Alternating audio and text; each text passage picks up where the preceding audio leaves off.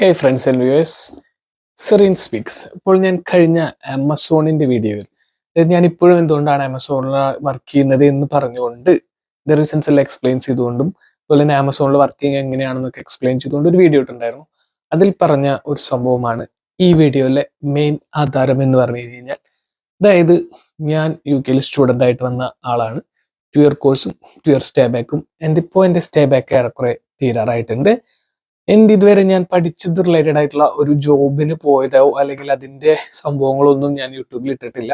Actually ഞാൻ പോയിട്ടുണ്ട്, പക്ഷെ അതിൻ്റെ സംഭവങ്ങളൊന്നും ഞാൻ യൂട്യൂബിൽ ഇട്ടിട്ടില്ല. കാരണം ഞാനത് വളരെ കുറച്ച് സ്പാനിനെ പോയിട്ടുണ്ടായിരുന്നുള്ളൂ, ഷോർട്ട് സ്പാൻ ആയിരുന്നു. അപ്പോൾ അതെന്തുകൊണ്ടാണ് ഞാൻ ഇതുവരെ ട്രൈ ചെയ്യാത്തത്, പഠിച്ച ഫീൽഡ് എന്താണ് എന്നൊക്കെയുള്ള ഡീറ്റെയിൽ ആയിട്ടുള്ള ഒരു വീഡിയോയാണ് ഇത്. So I M starting from 2022 Jan intake ആണ് ഞാൻ ആക്ച്വലി. എൻ്റെ യൂണിവേഴ്സിറ്റി ടീസൈഡ് യൂണിവേഴ്സിറ്റി മിഡിൽസ് പ്രോ.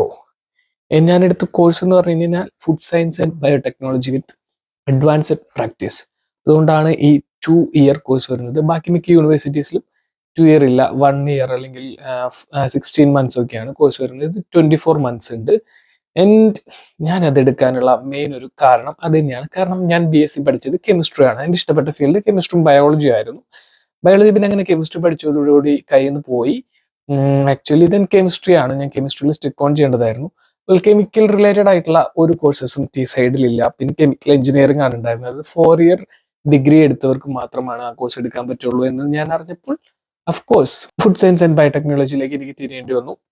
അതിൽ ഫുഡ് കെമിസ്ട്രി ഉണ്ട് എന്നുള്ളത് വിചാരിച്ചിട്ടാണ് ഞാൻ അതിലേക്ക് എടുത്തത്. പിന്നെ സൈഡ് മാത്രമായിരുന്നു എൻ്റെ ഒരു ഓപ്ഷൻ എന്ന് പറഞ്ഞു കഴിഞ്ഞാൽ. കാരണം ഞാൻ നാട്ടിൽ നിന്ന് വരുമ്പോൾ ഇനീഷ്യൽ പേയ്മെന്റ് ചെയ്യേണ്ട 4 ലക്ഷം മാത്രമാണ് UK ചിലവായിട്ട് കണ്ടിട്ടുണ്ടായിരുന്നുള്ളത്. അതുകൂടാതെ മറ്റേ IHS അടച്ചതും ഫ്ലൈറ്റ് ടിക്കറ്റും സംഭവങ്ങളൊക്കെ കൂട്ടണം കേട്ടോ. ബാക്കിയുള്ളതൊക്കെ ഞാൻ ഇവിടെ വന്ന് ഉണ്ടാക്കും, വീട്ടുകാരെ ബുദ്ധിമുട്ടിക്കില്ല എന്നുള്ള ഒരു ഉറപ്പിന്മേലാണ് ഞാൻ UK വരാൻ തീരുമാനിച്ചത്. സോ അതുകൊണ്ട് തന്നെ എനിക്ക് സൈഡ് അല്ലാതെ വേറെ ഒരു ഓപ്ഷനും ഉണ്ടായിരുന്നില്ല. ഒരു സൈഡിൽ കിട്ടുന്ന കോഴ്സ് അതിലേക്ക് ഞാൻ എന്നെ തന്നെ സെറ്റിൽ ചെയ്തു. എനിക്ക് ഇഷ്ടപ്പെട്ട കോഴ്സ് എന്നതിൽ നിന്നും ആക്ച്വലി MSc ഒക്കെ പഠിക്കുമ്പോൾ ഇഷ്ടപ്പെട്ട കോഴ്സാണ് പഠിക്കേണ്ടത്.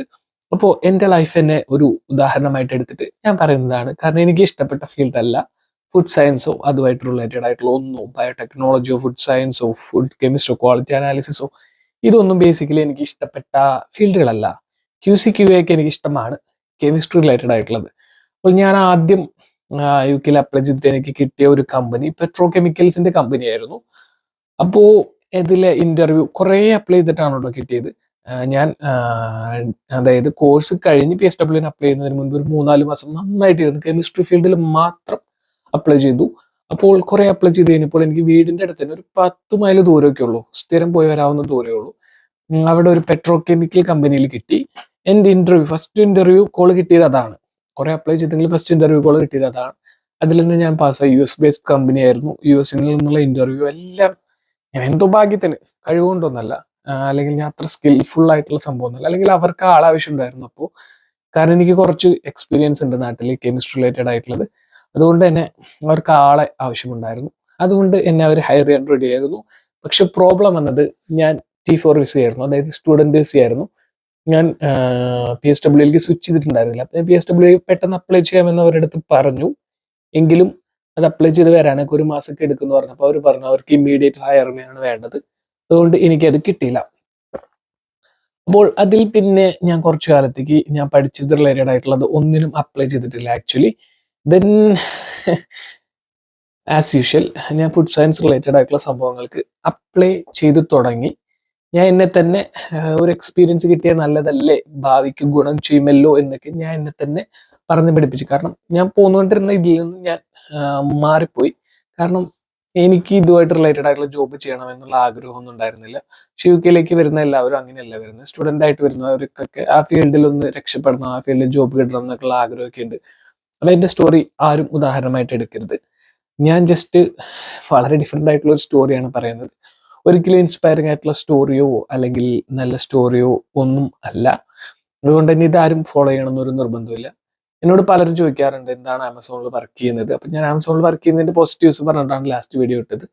ഈ വീഡിയോയിൽ ഞാൻ എന്തുകൊണ്ട് ഞാൻ പഠിച്ച ഫീൽഡിൽ വർക്ക് ചെയ്യുന്നില്ല എന്നുള്ളതിൻ്റെ ജസ്റ്റ് പ്രോസ് ആൻഡ് കോൺസ് എന്നൊക്കെ പറയാം. പക്ഷെ എനിക്കത് കൂടുതലും നെഗറ്റീവ്സ് ആണ്. Because I don't want do that. അതാണ് ബേസിക്. അപ്പോൾ ഞാൻ പറഞ്ഞുകൊണ്ടിരുന്നത് ഫുഡ് സയൻസ് റിലേറ്റഡ് ആയിട്ടുള്ള ജോബ്സിനൊക്കെ അപ്ലൈ ചെയ്തു തുടങ്ങി. എനിക്ക് 1-2 ഇന്റർവ്യൂ ഒക്കെ വന്നു. അപ്പോൾ ഒരു ഇന്റർവ്യൂ വന്നത് പിറ്റേ ദിവസം ലണ്ടനിൽ എത്താൻ പറഞ്ഞിട്ടായിരുന്നു. ഒന്നും ചെയ്യാൻ പറ്റില്ല, കാരണം എനിക്ക് ഷിഫ്റ്റ് ഉണ്ട്. അപ്പോൾ ഞാൻ ആമസോണിൽ വർക്ക് ചെയ്തുകൊണ്ടിരിക്കുകയാണ്. ഷിഫ്റ്റ് ക്യാൻസൽ ചെയ്യാൻ പറ്റില്ല, ലണ്ടനിൽ എത്താനുള്ള സമയമില്ല, ഇന്റർവ്യൂക്ക് പ്രിപ്പയർ ചെയ്യാനുള്ള സമയമില്ല, ഒന്നുമില്ല. അപ്പോൾ ഞാനത് വിട്ടു. പിന്നെ ഒരു ജോലി കിട്ടി. ആക്ച്വലി അത് അത്യാവശ്യം നല്ലൊരു കമ്പനി ആയിരുന്നു, ബ്രിട്ടീഷ് കമ്പനി ആയിരുന്നു. അവിടെ ഞാൻ ജസ്റ്റ് ഒന്ന് കയറി, QC ആയിട്ടാണ് കയറിയത്.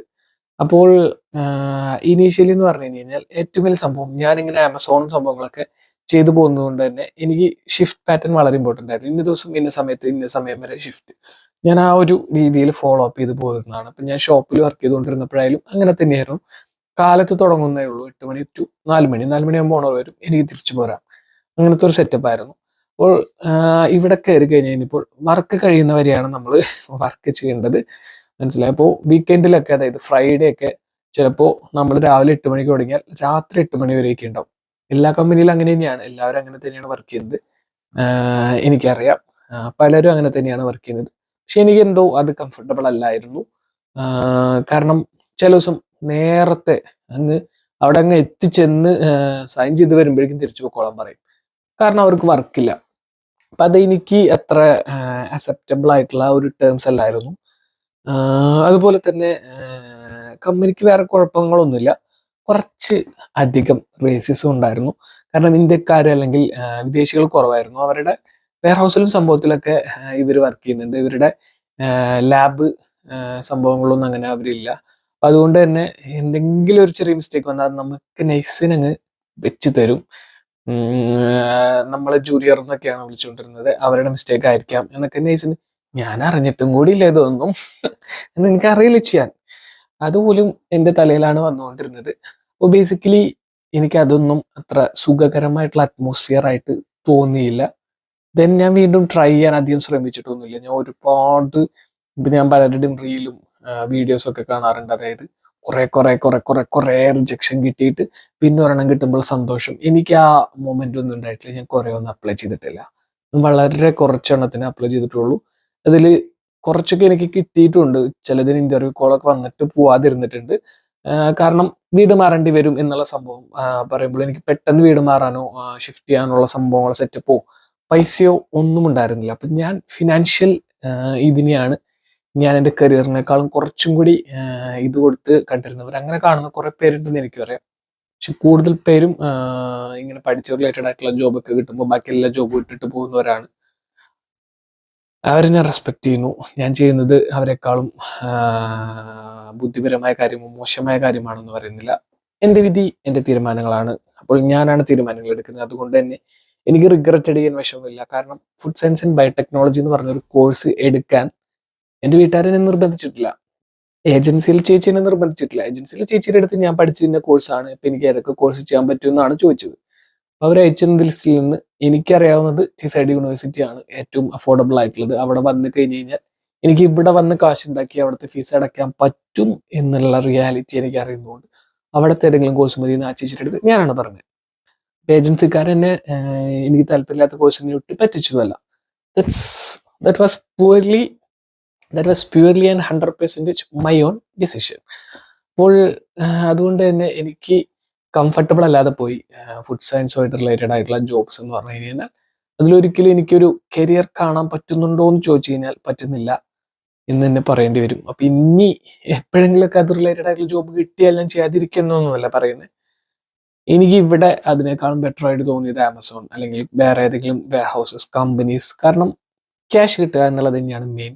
ഇപ്പൊ നമ്മൾ പഠിച്ച ഏതെങ്കിലും കോഴ്സായിട്ട് കയറുകയാണെങ്കിലും ഒരാദ്യം ചോദിക്കുന്നത് ഇന്റർവ്യൂവിന് എക്സ്പീരിയൻസ് ആണ്. ഞാനിപ്പോൾ കെമിസ്ട്രിയിൽ നിന്ന് ഫുഡ് സയൻസിലേക്ക് മാറിയ ഒരാൾ ഡിഗ്രി പഠിച്ചിറങ്ങിയിരിക്കുന്നു, അത് PG പഠിച്ചിറങ്ങിയിരിക്കുന്നു. ഇവരാരും എനിക്ക് ജോലി എന്നില്ലെങ്കിൽ എനിക്ക് എങ്ങനെയാണ് എക്സ്പീരിയൻസ് ഉണ്ടാവുക? അതാണ് എനിക്ക് മനസ്സിലാവാത്തത്. ഇവന്മാരും മണ്ടന്മാരാണോ എന്ന് വരെ എനിക്ക് തോന്നിയിട്ടുണ്ട്. കാരണം പഠിച്ചിറങ്ങിയിട്ടേ ഉള്ളൂ, എവിടെയാണ് എക്സ്പീരിയൻസ് ഉണ്ടാവുക? അതുപോലെ തന്നെ എൻ്റെ ഡോക്യുമെന്റ്സ് കൊടുക്കുമ്പോൾ അതിൽ വളരെ കൃത്യമായിട്ട് ഞാൻ കെമിസ്ട്രിയാണ് പഠിച്ചത് എന്നുള്ളത് ഉണ്ടാവുമായിരിക്കും. പിന്നെ ഞാൻ എങ്ങനെയാണ് ഫുഡ് സയൻസിൽ ഇന്റേൺഷിപ്പ് ചെയ്യുക? എനിക്ക് മനസ്സിലാവുന്നില്ല. ഇവരെ പ്രീവിയസ് ഇന്റേൺഷിപ്പ് എക്സ്പീരിയൻസസ് ഉണ്ടോ, ഏത് കമ്പനിയിലാണ് വർക്ക് ചെയ്തത്, ഇതൊക്കെ ഇതൊക്കെ നമ്മളെ നമ്മുടെ ഡോക്യുമെന്റ്സ് നോക്കിയിട്ടില്ലെങ്കിൽ ഓക്കെ, റിജക്റ്റഡ് എന്ന് പറഞ്ഞു വിട്ടാ പോരെ. ബേസിക് ആയിട്ട് മനസ്സിലാക്കേണ്ട കാര്യങ്ങൾ പോലും അവർ ക്വസ്റ്റ്യൻസ് ആയിട്ട് ചോദിച്ച് എനിക്ക് പലപ്പോഴും കോമഡി ആയിട്ട് തോന്നിയിട്ടുണ്ട്. ഇങ്ങനത്തെ പഠിച്ച റിലേറ്റഡ് ആയിട്ടുള്ള ഇന്റർവ്യൂസിനൊക്കെ പോയി കഴിയുമ്പോൾ. കാരണം ഇത് എല്ലാവർക്കും തോന്നിയിട്ടുണ്ട്, ഈ എക്സ്പീരിയൻസ് ചോദിക്കുക. എത്ര പ്രായമുണ്ട് ഇതൊക്കെ പഠിച്ചിറങ്ങുന്നവർക്ക്? എക്സ്പീരിയൻസിന് വേണ്ടിയിട്ട് എവിടെയാണ് സ്പേസ്?